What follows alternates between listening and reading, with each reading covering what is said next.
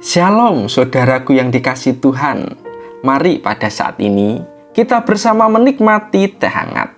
Teduhkan hati, hadirkan semangat. Pada saat ini kita akan membaca firman Tuhan yang diambil dari Injil Yohanes pasal yang ketiga ayat yang ke-22 sampai ayat yang ke-36. Namun kita akan membacanya hanya pada ayat yang ke-30 saja. Demikianlah firman Tuhan. Ia harus makin besar, tetapi aku harus makin kecil.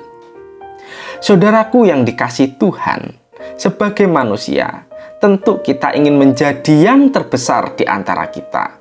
Dalam arti, kita ingin menjadi pribadi yang terkenal, sehingga orang banyak tahu siapa kita. Memiliki jabatan, sehingga orang-orang menghormati karena kedudukan kita. Memiliki kekayaan sehingga banyak orang melihat kemakmuran kita. Memiliki talenta sehingga orang-orang kagum atas keterampilan kita, dan lain sebagainya. Hal tersebut tidaklah salah jika kita memiliki motivasi yang benar dengan tidak merendahkan orang lain serta demi meninggikan nama Tuhan. Kebesaran itu akan menjadi salah dan berdosa ketika kita merendahkan dan menganggap orang lain sebelah mata. Yohanes Pembaptis berkata, "Ia, yaitu Yesus, harus semakin besar, tetapi aku, yaitu Yohanes, harus semakin kecil." Konteks mengapa kalimat ini muncul berawal ketika Yohanes dengan para muridnya membaptis banyak orang, dan Yesus dengan para muridnya juga membaptis lebih banyak daripada Yohanes itu sendiri, sehingga banyaklah pengikut Yesus.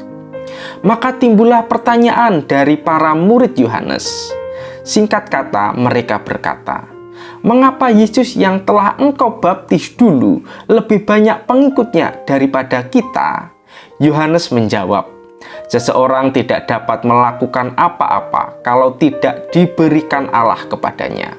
Yohanes melanjutkan bahwa ia bukan Mesias, melainkan utusan yang mendahului Mesias, yaitu Yesus.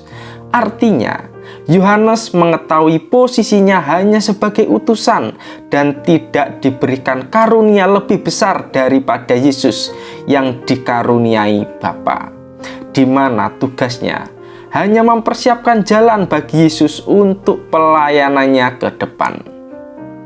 Sikap yang begitu luar biasa dari Yohanes Pembaptis adalah kerendahan hati. Setiap apa yang dilakukan dalam melayani hanya untuk membesarkan dan memuliakan nama Yesus.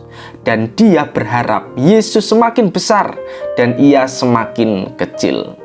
Di sisi lain, Yohanes bisa saja memiliki sikap yang tinggi hati karena kepopuleran pelayanan yang ia lakukan, karena banyak pengikut yang ia miliki.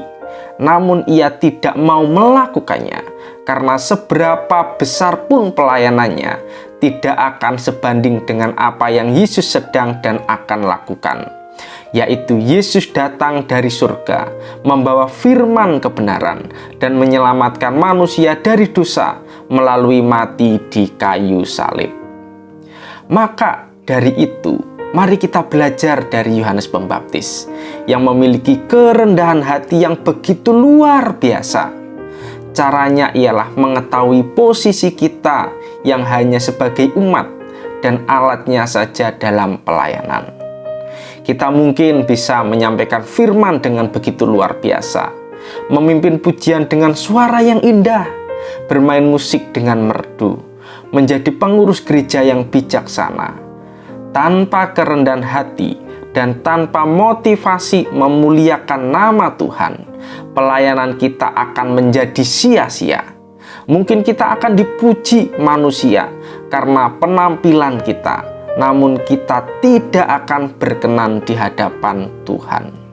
Oleh sebab itu, apapun yang kita perbuat dalam pelayanan, biarlah semuanya itu dilihat oleh Tuhan dan orang lain melihat Tuhan dalam diri kita, sehingga Tuhanlah yang menjadi terbesar dan kita semakin kecil. Mari kita berdoa. Tuhan, Kami bersyukur memiliki Allah yang seperti Engkau, di mana telah menjadi manusia untuk memberikan keteladanan dan cara hidup yang benar di hadapan Allah.